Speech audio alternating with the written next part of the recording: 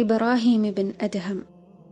പണ്ഡിതനായ ഇബ്രാഹിം ഇബ്ൻ അദ്ഹം ഒരിക്കൽ മസ്ജിദുൻ നബവിയിൽ നിന്ന് നമസ്കരിച്ചിറങ്ങവേ അദ്ദേഹത്തോട് ചിലർ ചോദിച്ചു, ഞങ്ങൾ ധാരാളമായി പ്രാർത്ഥിക്കുന്നുണ്ട്, പക്ഷേ പ്രാർത്ഥനകൾ സ്വീകരിക്കപ്പെടുന്നില്ല, ഇതെന്തുകൊണ്ടാണ്? ഇബ്രാഹിം ഇബ്ൻ അദ്ഹമിന്റെ വളരെ ചിന്തനീയമായ മറുപടി പ്രകാരമാണ്: നിങ്ങൾ അള്ളാഹുവിൽ വിശ്വസിക്കുന്നുണ്ട്, പക്ഷേ അവന് വഴിപ്പെടുന്നില്ല. നിങ്ങൾ പ്രവാചകനെ അംഗീകരിക്കുന്നുണ്ട്, പക്ഷേ അവിടുത്തെ പാത പിന്തുടരുന്നില്ല. നിങ്ങൾ ഖുർആൻ ഓതുന്നുണ്ട്, പക്ഷേ അതിനനുസരിച്ച് പ്രവർത്തിക്കുന്നുമില്ല. സൽക്കർമ്മികൾക്ക് സ്വർഗമുണ്ടെന്ന് വിശ്വസിക്കുന്നുണ്ട്, അത് നേടിയെടുക്കാൻ പരിശ്രമിക്കുന്നില്ല. ദുഷ്കർമ്മികൾക്ക് നരകമുണ്ടെന്ന് വിശ്വസിക്കുന്നുണ്ട്, പക്ഷേ അതിൽ നിന്ന് മുക്തി നേടാൻ ശ്രമിക്കുന്നില്ല.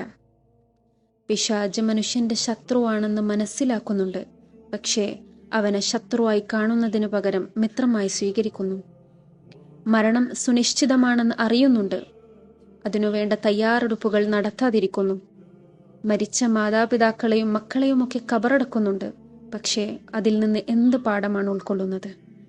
സ്വന്തം തെറ്റുകളിൽ നിന്ന് പിന്മാറാതെയും അതിൽ പശ്ചാത്തപിക്കാതെയും ജീവിക്കുന്നു. എന്നാൽ മറ്റുള്ളവരുടെ തെറ്റുകൾ ചിക്കിപ്പരത്തുന്നതിനൊരു കുറവുമില്ല. പറയൂ, എങ്ങനെയാണ് അള്ളാഹു നിങ്ങളുടെ പ്രാർത്ഥന സ്വീകരിക്കുക?